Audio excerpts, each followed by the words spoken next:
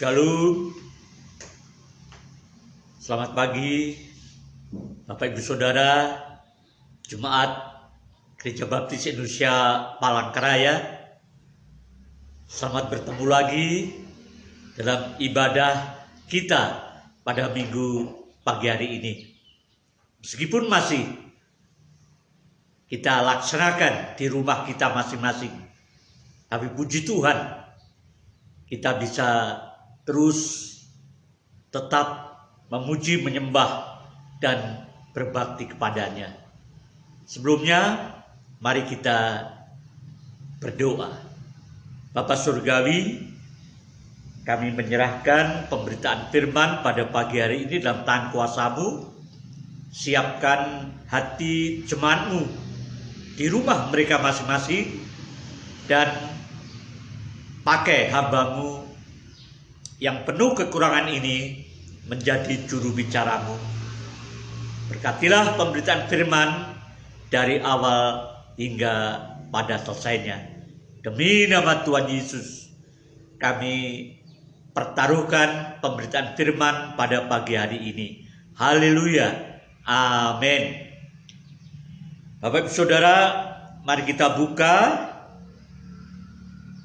Alkitab kita yang diambil dari Matius pasal 28 ayat 1 sampai 10. Perikop ini masih tentang kebangkitan Tuhan kita Yesus Kristus.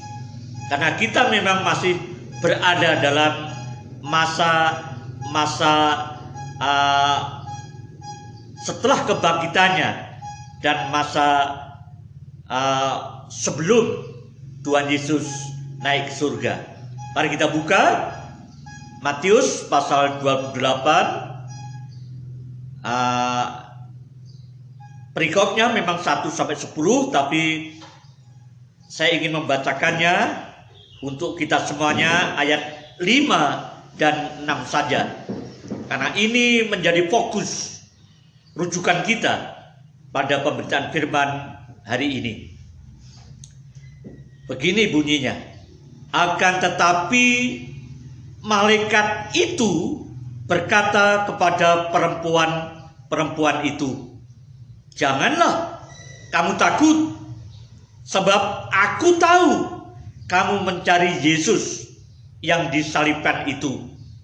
Ia tidak ada di sini, sebab ia telah bangkit, sama seperti yang telah dikatakannya.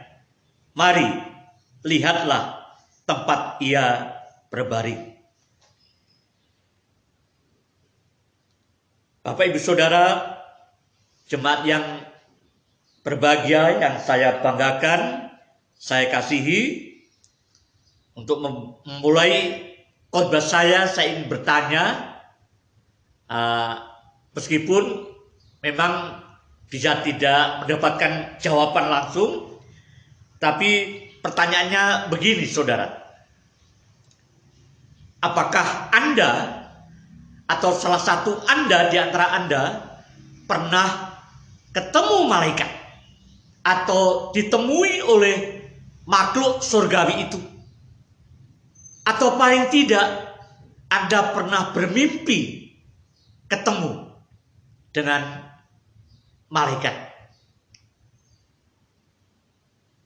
Saya tidak tahu apa jawaban saudara, tapi kalau saya yang ditanya, saya akan menjawab, saya belum pernah. Belum pernah. Meskipun sudah menjadi orang Kristen sekian puluh tahun, bahkan menjadi hambanya, tetapi terus terang, saya belum pernah ketemu malaikat langsung, ataupun ketemu di dalam mimpi. Lalu siapa kira-kira yang pernah ketemu atau berhadapan atau bersinggungan atau berurusan dengan malaikat, saudara? Saudara, kalau kita lihat Alkitab, ada beberapa tokoh, baik perjanjian lama dan baru, yang pernah didatangi oleh malaikat. Tetapi saudara, para tokoh itu ternyata bervariasi. Ada ketemu hanya 1 kali, bisa 2 kali, bisa 3 kali. Tetapi pertanyaan saya berikutnya adalah, siapa di antara tokoh-tokoh yang tertulis dalam Alkitab, baik dari Perjanjian Lama maupun Perjanjian Baru, yang paling banyak ditemui Alkitab atau paling banyak berurusan, berhadapan dengan malaikat? Saudara, apa kira-kira jawaban saudara? Siapakah di antara para tokoh dan manusia yang paling banyak berurusan dengan malaikat? Ternyata saudara, tokoh yang paling banyak atau manusia atau pribadi yang paling banyak bersinggungan, berurusan, berhadapan, bahkan memakai jasa malaikat, itu adalah Tuhan Yesus Kristus sendiri. Jadi Tuhan Yesuslah pribadi, satu-satunya pribadi yang paling banyak berurusan, bersinggungan dengan malaikat. Bahkan dia bisa dengan bebas menyuruh malaikat, memerintahkan malaikat, dan memakai jasa malaikat itu. Saudara, saya akan memberikan bukti-buktinya. Pasti bukti Alkitabiah atau yang tertulis di dalam Alkitab. Misalnya saudara, Tuhan Yesus ketika kelahirannya, pada masa kelahiran Tuhan Yesus, sebelum kelahirannya, Maria yang akan diproyeksikan untuk melahirkan bayi Yesus itu perlu diberitahu lebih dahulu, dan Allah menyuruh malaikat untuk mendatangi Maria. Terus kemudian Yusuf pun perlu diberitahu, karena Yusuf ini adalah tunangan Maria. Tapi malaikat tidak langsung datang kepada Yusuf, melainkan lewat mimpi. Kemudian setelah ini, sebelum Tuhan Yesus dilahirkan, tapi sudah dilahirkan, malaikat mendatangi para gembala untuk memberitahukan perihal kelahiran bayi kudus di kota Bethlehem itu. Jadi malaikat mempunyai peran, malaikat dilibatkan, malaikat diberi tugas khusus untuk menyiapkan hal-hal yang perlu disiapkan, khususnya pada saat kelahirannya. Kemudian ketika bayi Yesus terancam bunuh oleh Herodes, malaikat datang, diutus lagi datang ke Yusuf lewat mimpi untuk supaya Yusuf pergi ke Mesir. Dan begitu juga ketika harus kembali lagi, malaikat dilibatkan. Jadi pada saat kelahiran Tuhan Yesus, baik menjelang kelahiran atau sebelum kelahiran dan sesudah kelahiran, malaikat diberi tugas untuk turun ke bumi, datang pada orang-orang tertentu untuk menjelaskan tentang siapa sesungguhnya bayi kudus yang lahir di Bethlehem itu. Itu pada masa kelahirannya. Kemudian malaikat dilibatkan lagi pada masa Tuhan Yesus dicobai iblis. Saudara, setelah dicobai, malaikat datang memberi kekuatan pada Tuhan Yesus. Tuhan Yesus memerlukan jasa malaikat. Itu yang kedua. Ketika dia berada di bumi. Setelah kelahirannya dan pada saat dia dicobai iblis. Kemudian yang ketiga, malaikat juga datang pada Tuhan, saudara. Ketika Tuhan Yesus setelah berdoa, sehabis berdoa di Taman Getsemani, malaikat memberi kekuatan kepada Tuhan kita Yesus Kristus secara manusiawi, karena dia akan menghadapi tugas besar menyerahkan nyawanya di atas kayu salib. Pada saat kelahirannya, malaikat diutus beberapa kali. Pada saat Yesus dicobai, pada saat Yesus berdoa di Getsemani sebelum menyerahkan dirinya untuk disalib, dan pada saat kebangkitannya yang tadi saya baca, dikatakan, akan tetapi malaikat itu berkata kepada perempuan-perempuan itu, janganlah kamu takut, sebab aku tahu kamu mencari Yesus yang disalibkan itu. Ia tidak ada di sini, sebab ia telah bangkit. Malaikat perlu datang pada saat kebangkitan Tuhan Yesus, mendatangi perempuan-perempuan yang menjenguk kubur Tuhan Yesus pada waktu itu.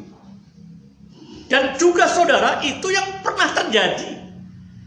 Nanti akan terjadi lagi ketika Tuhan Yesus datang yang kedua kalinya. Pada Matius pasal 24 Anda bisa baca di sana. Pada saat datangannya kedua kali ke atas bumi ini, Tuhan Yesus bersama para malaikatnya. Kemudian pada saat penghakiman terakhir, bisa Anda lihat di Matius pasal 25, malaikat pun menyertai Tuhan Yesus pada saat penghakiman bangsa-bangsa itu. Jadi saudara, di dunia ini, di atas muka bumi ini, dimanapun juga, pribadi yang paling banyak berhubungan, bersinggungan, berurusan dengan malaikat itu tidak lain dan tidak bukan adalah Tuhan Yesus Kristus sendiri. Saudara, itu semuanya yang terjadi di atas muka bumi, baik yang sudah terjadi maupun yang akan datang ketika Yesus datang kedua kali ke bumi ini dan ketika menghakimi. Bayangkan, itu saja sudah nggak ada pribadi lain yang bisa menandingi. Berkali-kali pada saat-saat yang sangat penting, yang sangat krusial, malaikat datang kepada Tuhan Yesus. Karena ada tugas yang harus diembannya. Belum sebelum Yesus datang ke bumi ini. Sebelum Yesus datang ke bumi ini, Tuhan kita itu berada di surga. Dan sesudah Tuhan Yesus naik surga, sudah tugasnya di bumi selesai, dia naik surga, dia berada di sana juga sebagai imam besar agung kita. Baik sebelum turun ke bumi maupun sesudah naik ke surga, Tuhan Yesus di surga selalu berhadapan dengan para malaikat. Karena malaikat-malaikat ini ada pelayannya, utusannya, petugasnya, asistennya, yang sewaktu-waktu Tuhan Yesus memerlukan, dia pakai tenaga atau jasa para malaikat itu. Saudara, paling banyak berurusan dengan malaikat baik di bumi, apalagi di surga. Kalau di surga dari kekal sampai kekal, karena terus-menerus malaikat selalu berada di surga untuk menyembah, melayani, memuji, dan mengagungkan namanya. Saudara, kenapa kok Yesus? Kenapa Yesus punya kuasa untuk kapan saja memerlukan malaikat, malaikat bisa datang? Kenapa dia pribadi yang paling banyak bisa memakai malaikat ini untuk melayani dia? Saudara, jawabnya karena dialah bosnya para malaikat itu sendiri. Dia adalah pemimpin para malaikat, dia adalah pencipta para malaikat dan segala sesuatunya dan yang lain juga. Tapi dia juga Tuhan dan Allahnya para malaikat. Seperti Tuhan dan Allahnya kita. Saudara, dia raja, dia penguasa, dia majikannya, Tuhan dan Tuhan bagi kita, tapi juga bagi para malaikat. Karena itu dia leluasa. Kapan saja dia mau, dia bisa panggil malaikat untuk melayani dia. Dia bosnya malaikat. Dia berkuasa atas malaikat-malaikat itu. Dia berkuasa memerintahkan malaikat. Saudara, nanti ketika Yesus datang kedua kalinya, sesuai nubuatan dalam Matius pasal 24, yuk kita lihat Matius pasal 24 ayat yang ke-30. Ya. Saudara, pada waktu itu akan tampak tanda Anak Manusia di langit, dan semua bangsa di bumi akan meratap, dan mereka akan melihat Anak Manusia itu datang di atas awan-awan di langit dengan segala kekuasaan dan kemuliaannya.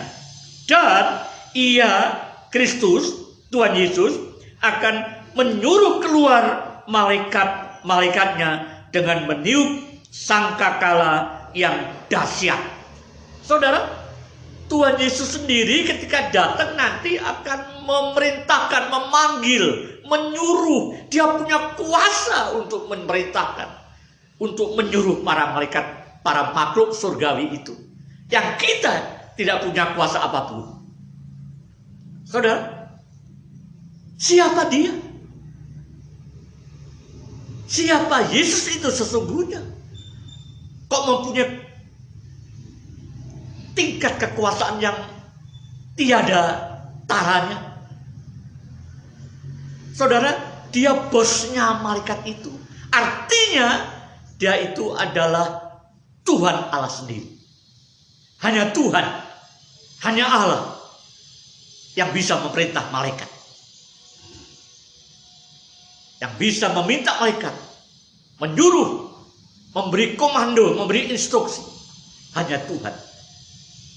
Kalau Yesus bisa memerintahkan malaikat, kalau Yesus pribadi yang paling banyak, baik di bumi maupun di surga, bisa menggunakan para malaikat untuk keperluannya, itu artinya, itu membuktikan, itu mengkonfirmasi bahwa dia adalah Tuhan Allah sendiri. Karena hanya Allah, hanya Tuhan yang bisa memerintahkan malaikat. Dan malaikat itu makhluk surgawi, dan Allah ada di surga. Manusia dari bumi, berasal dari bumi, tidak punya kuasa apapun atas malaikat.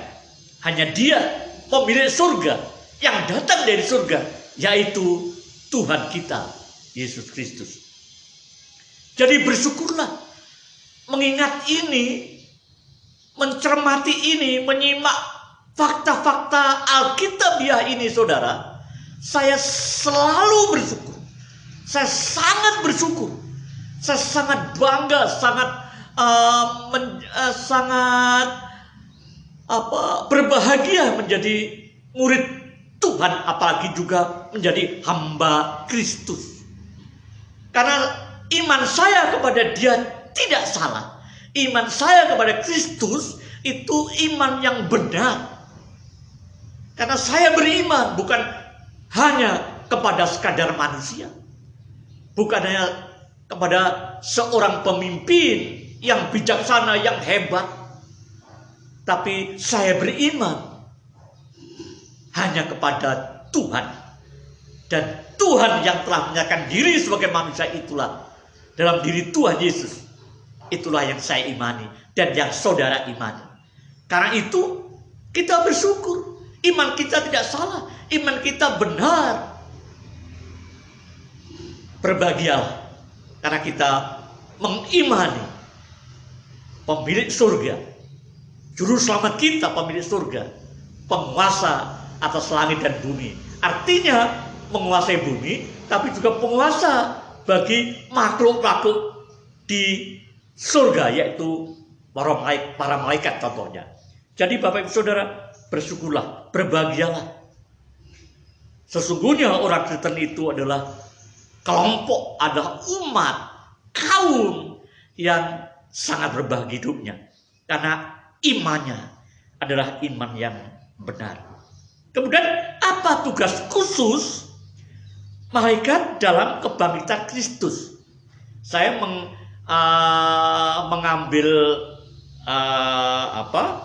hal ini karena saya ingin memfokuskan dalam hal peristiwa kebangkitannya saja. Karena kita masih mengenang, memperingati kebangkitan Tuhan Yesus Kristus. Jadi apa tugas malaikat, saudara, dalam kebangkitan, peristiwa kebangkitan Tuhan Yesus itu?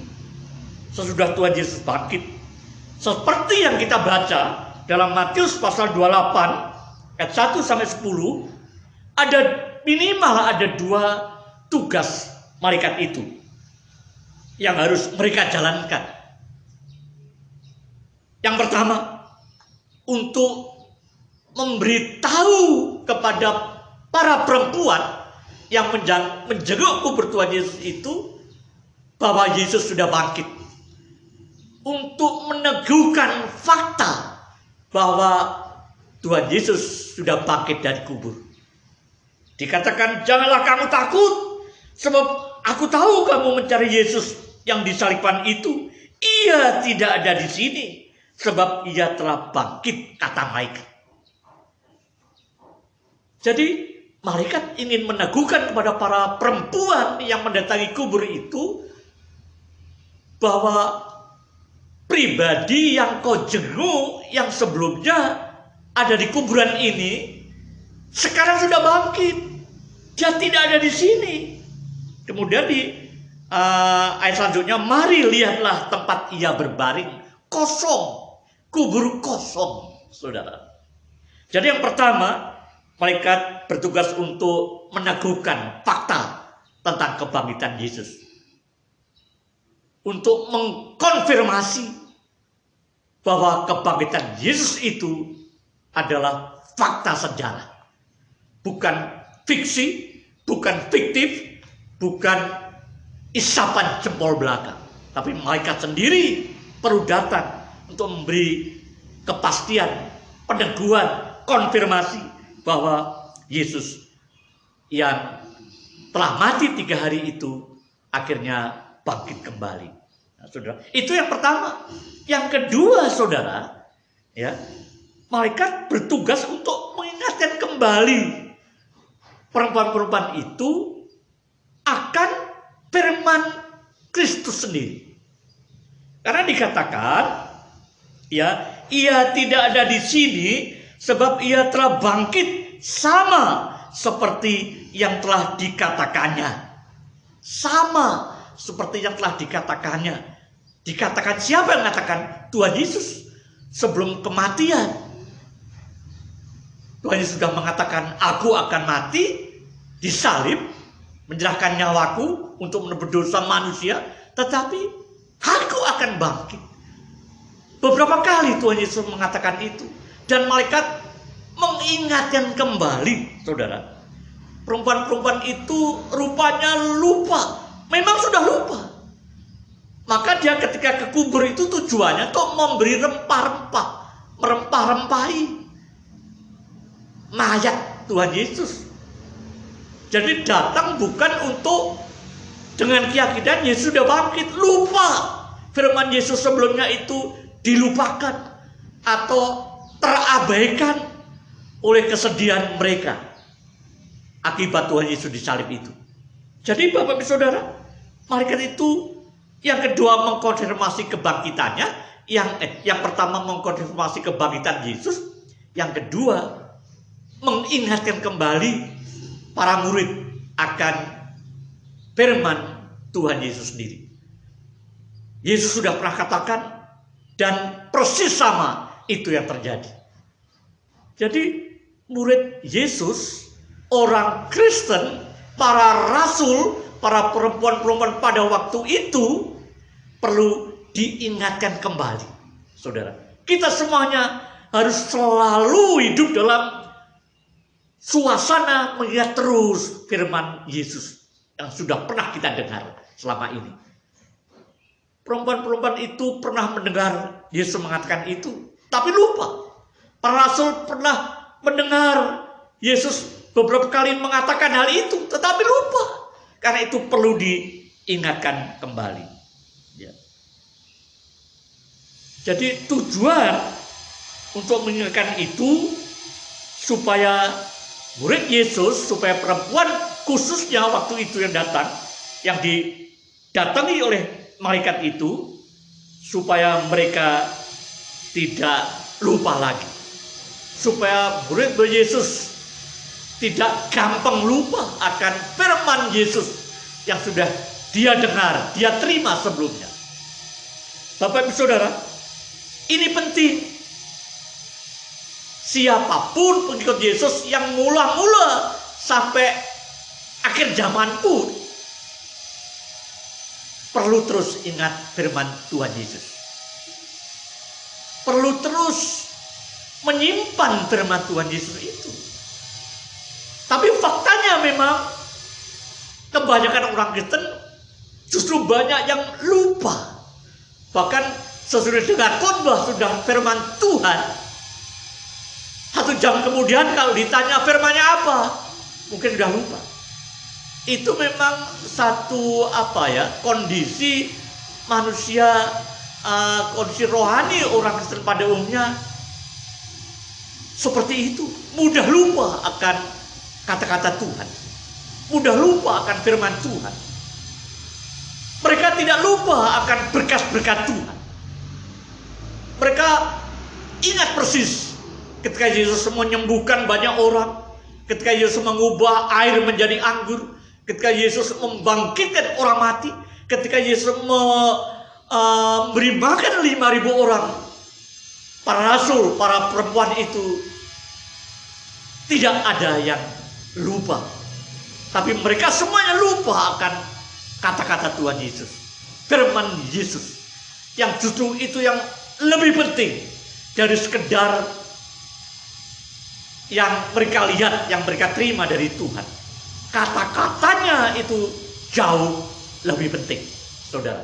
Karena itu perlu malaikat sendiri diutus untuk mengingatkan bahwa Yesus sudah pernah berkata, dan kata-katanya itu persis yang terjadi. Dia sudah pernah berkata, dia akan bangkit dan betul bangkit. Ingat akan kata-kata Yesus itu sesuatu yang vital dalam kehidupan orang Kristen, saudara.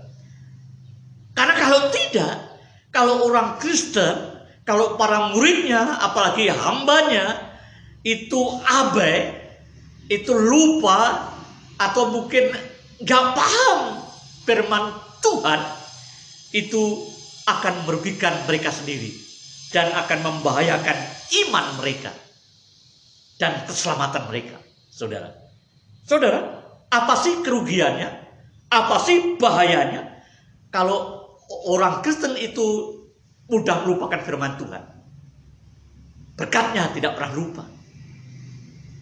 Hal-hal lain yang dari Tuhan mungkin terus mereka akan ingat, pengalaman-pengalaman lain, tapi firman-Nya sering tidak menancap di hati mereka semua.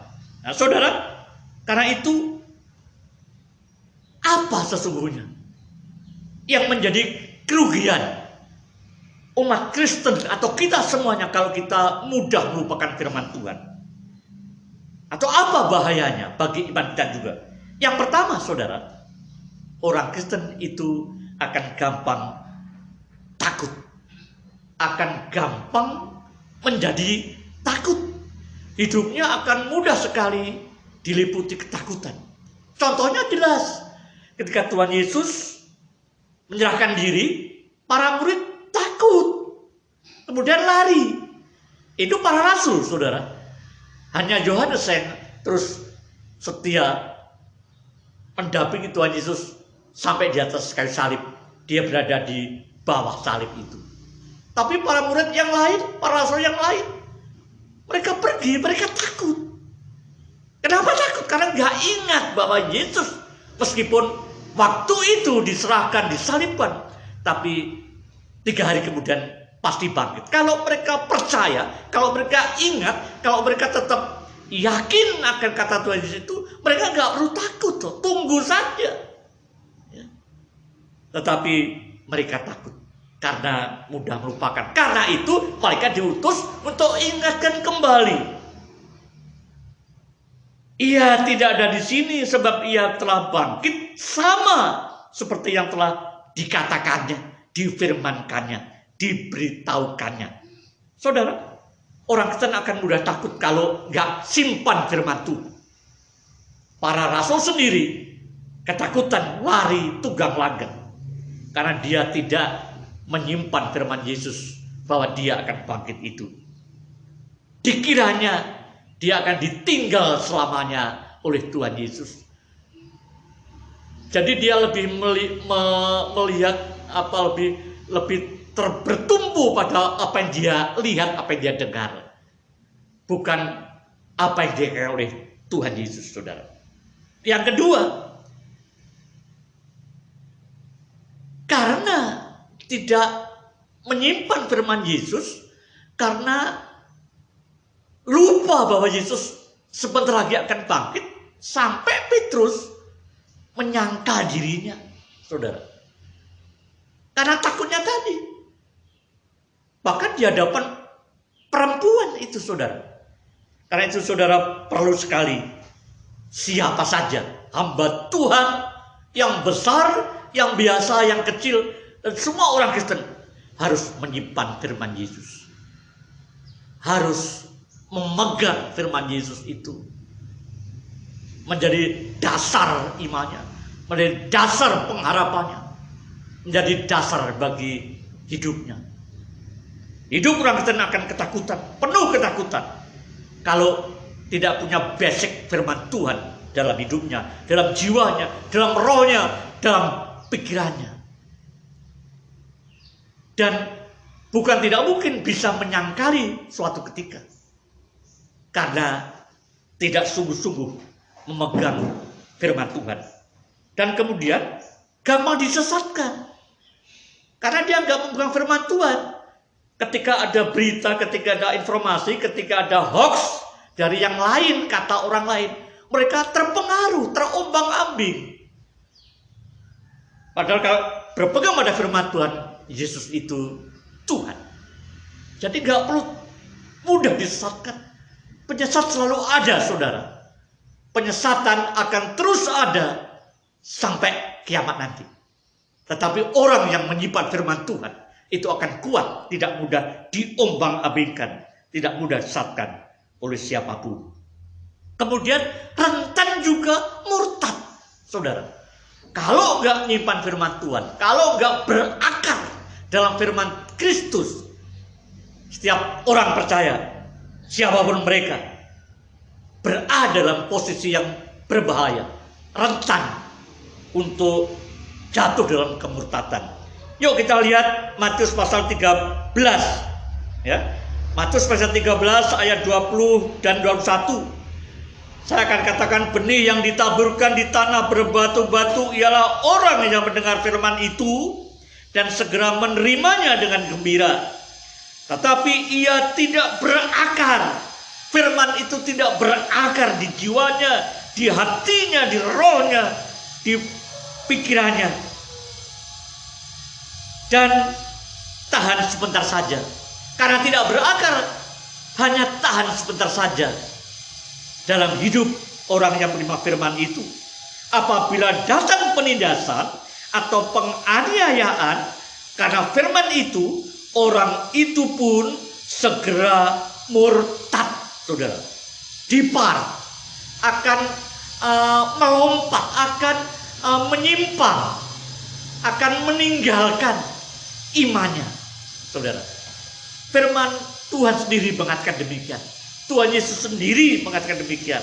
Apabila datang penindasan atau penganiayaan akan firman itu, orang itu segera murtad. Ini warning yang keras sesungguhnya, saudara.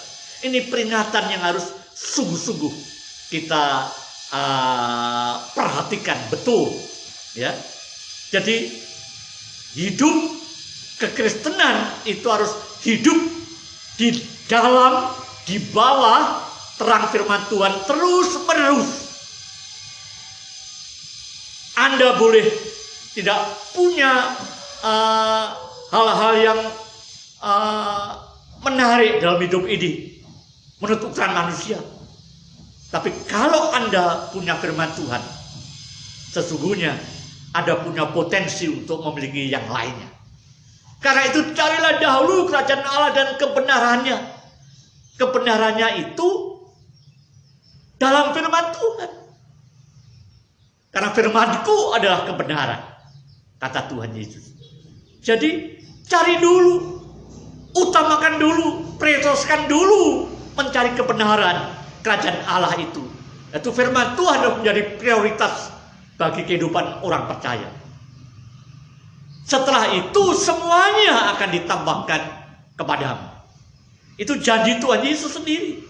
Jadi Bapak Saudara, orang yang tidak terus berpegang pada firman Tuhan, dia akan gampang ketakutan, dia bisa menyangkali Tuhan, dia mudah akan disesatkan, tapi juga dia berada dalam posisi yang sangat berbahaya karena dia akan bisa jatuh dalam kemurtatan.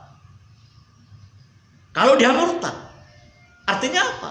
Kalau gak bertobat, dia kehilangan keselamatannya. Jadi fatal. Akibat yang paling fatal itu murtad dan akibatnya kehilangan keselamatan. Karena itu Bapak Ibu Saudara, ingat, terus-menerus percaya, terus-menerus memegang firman Kristus itu penting. Saudara, karena firman Yesus itu dasar iman kita. Dalam Roma pasal 10 ayat 17, Rasul Paulus katakan, iman lahir dari pendengaran dan pendengaran oleh firman Kristus. Basic iman kita itu adalah firman Kristus, saudara. Jadi kalau orang Kristen miskin firman Kristus, ada jarang sekali mengingat firman Kristus itu, orang Kristen yang pasti lemah.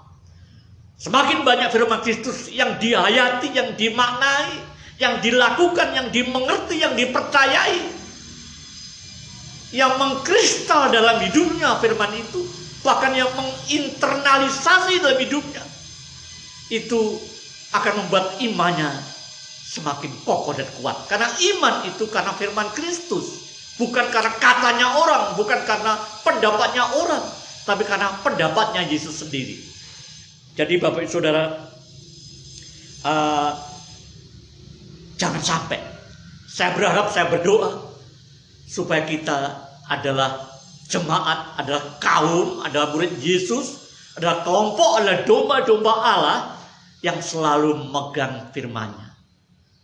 Memegang firman-Nya, mempercayai firman-Nya, menghidupi firman-Nya. Maka tidak salah kalau ada seorang yang mengatakan orang Kristen itu, hidup orang Kristen itu adalah Injil yang kelima. Surat Kristus yang terbuka, yang bisa dibaca. Tapi tidak bisa seperti itu kalau orang Kristen itu tidak punya banyak firman Tuhan. Jadi Anda, apa sih yang mengendap di pikiran saudara semuanya? Apa hanya perkara ekonomi, perkara pekerjaan, perkara tidak bagai yang lain, perkara yang fana, yang sementara? Tapi di pikiran kita, di hati kita, miskin mengendap, mengakar firman Kristus, saudara. Itu sangat penting supaya kita menjadi orang Kristen yang kuat, tidak gampang takut, tidak gampang jatuh dalam penyangkalan iman, tidak mudah disesatkan, tapi juga tidak akan jatuh dalam kemurtatan yang mengerikan itu. Karena kalau itu yang terjadi, itu sangat menyenangkan iblis. Setan senang. Tapi sebaliknya, itu sangat mendukakan hati Allah. Sekarang tinggal pilih. Anda ingin menyenangkan Allah atau ingin menyenangkan iblis. Kalau Anda nggak punya firman Kristus, kalau Anda miskin firman Kristus, kalau Anda lemah, kalau Anda mudah takut, itu iblis yang bersorak-sorai, saudara. Apalagi kalau orang Kristen murtad. Iblis bergembira luar biasa. Tapi Yesus yang telah menyelamatkan itu, yang telah mati untuknya itu, berduka, saudara. Saya akan pilih ingin menyenangkan Tuhan. Karena itu ingin memegang firman-Nya. Mari kita simpan erat firman Kristus. Supaya terus menyatu dalam hidup kita. Mengkristal dalam hidup kita. Dalam pikiran kita. Supaya yang kita katakan, yang kita pikirkan, itu semuanya diwarnai, diterangi, dan diarahkan oleh firman Yesus. Supaya firman itu mengkristal tapi juga berinternalisasi dalam hidup kita. Dengan demikian kita akan kuat. Dengan demikian kita akan menyenangkan Tuhan. Karena itu simpan terus firman Yesus. Belajar terus firman Tuhan Yesus. Di suasana COVID pandemi ini, saudara, kita punya banyak waktu. Sesungguhnya Tuhan memberikan kita waktu untuk tiap-tiap hari, tiap saat merenungkan, belajar, menggumuli, mencari kebenaran firman Tuhan. Jadi jangan hanya melakukan yang lain. Yang lain bisa dilakukan, terserah. Tapi jangan lupakan, jadilah murid Yesus yang setia dan rajin. Belajar firman-Nya, mempercayai firman-Nya, sampai melakukan firman-Nya. Tuhan akan bersukacita akan hidup kita selama-lamanya. Selamat hari Minggu. Tuhan memberkati kita. Mari kita berdoa. Bapa Surgawi, kami bersyukur karena Engkau telah mengingatkan kami semuanya, sampai Tuhan sendiri mengutus para malaikatnya untuk mengingatkan para murid-murid Tuhan agar selalu ingat, akan selalu berpegang pada janji Tuhan, pada firman Tuhan. Ajarilah kami terus, Tuhan, supaya kami menjadi umat yang punya semangat, punya gairah yang besar untuk selalu merenungkan firman-Mu, mempercayai firman-Mu, mencermati firman-Mu, mengaminkan, mengejawatakan firman-Mu dalam hidup kami. Dan biarlah hati kami menjadi tanah yang subur bagi firman-Mu, supaya nama-Mu ditinggikan. Dan kami semuanya menjadi umat Tuhan yang kuat, yang tidak akan mungkin menyimpang dari iman kepada-Mu. Berkatilah kami semuanya, Tuhan. Lindungilah kami semuanya, Tuhan. Dan kalau perlu, seperti Tuhan sudah mengutus malaikat-Mu pada waktu-waktu yang lalu, Tuhan juga silahkan, Engkau punya kuasa itu, mengutus malaikat-Mu kembali untuk terus, supaya murid Tuhan, supaya umat Tuhan berpengalaman juga dengan malaikat yang mengingatkan kembali akan firman-Mu. Kami bersyukur karena Engkau menurunkan Roh Kudus. Dulu malaikat Engkau pakai untuk mengingatkan firman-Mu atas murid-murid-Mu. Tapi setelah Roh Kudus turun, Roh Kudus punya tugas untuk mengingatkan firman Tuhan kepada umat Tuhan. Kami bersyukur atas semuanya itu, Tuhan. Sehingga kami terus akan dibimbing dalam terang firman-Mu. Bukan hanya Roh Kudus, tapi kami bersyukur atas hamba-hamba-Mu yang terus mengajarkan, mengkhotbahkan firman Tuhan. untuk kehidupan kami semuanya di muka bumi ini. Terima kasih Bapa. Cuma dikasih Tuhan, tetaplah tinggal di rumah sampai pandemi ini akan lewat. Bekerjalah di rumah, belajarlah di rumah, belajarlah firman Tuhan di rumah Anda masing-masing.